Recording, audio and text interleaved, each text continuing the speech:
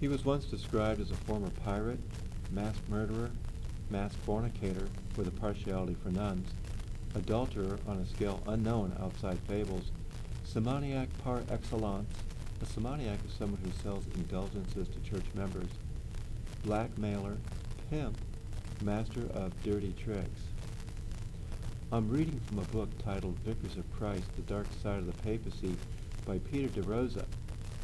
His name was Baldassare Cosa, also known as Pope John the 23rd, not to be confused with the Pope John the 23rd of the 20th century.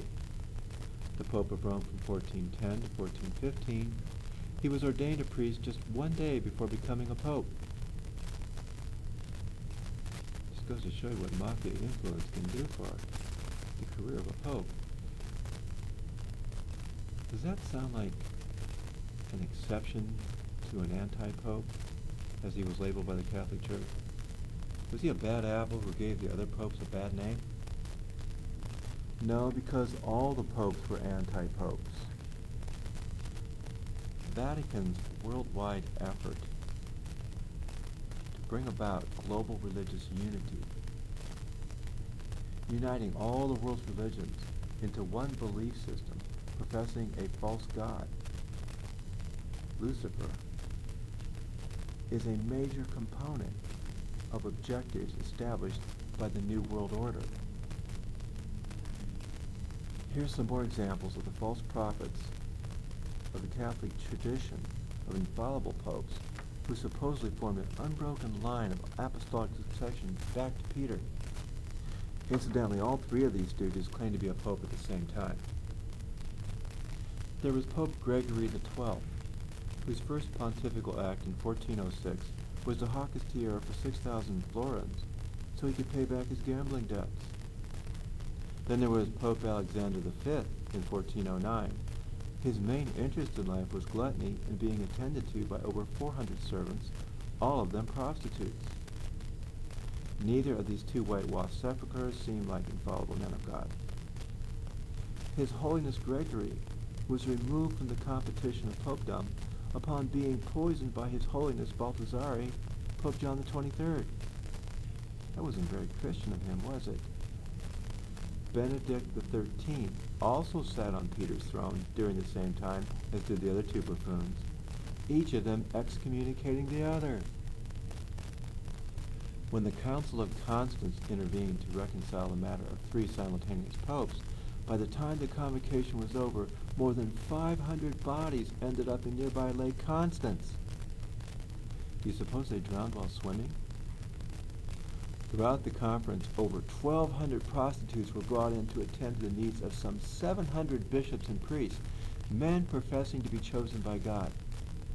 And these are supposed to be the vicars of Christ? That's what Roman Catholicism calls them. But you know what that word vicar means? It means anti. Get it?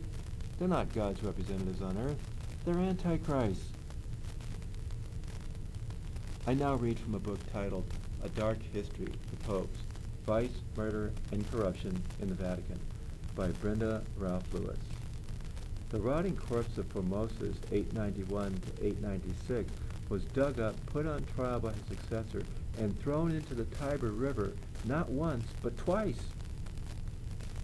John the 12th, 955 to 964, not content with running a brothel at the Vatican, blinded one cardinal and castrated another, and was said to have drunk toast to the devil in an alcoholic stupor. During the so-called Papal Pornacracy of the early 10th century, popes were being manipulated, exploited, and maneuvered for nefarious ends by mistresses who used them as pawns in their own power games. With some justification, this era was also called the Rule of the Harlots. Innocent III, 1198 to 1216, instigator of the Albigensian Crusade against the Cathar heretics, was responsible for the deaths of up to 1 million people over a 20-year period.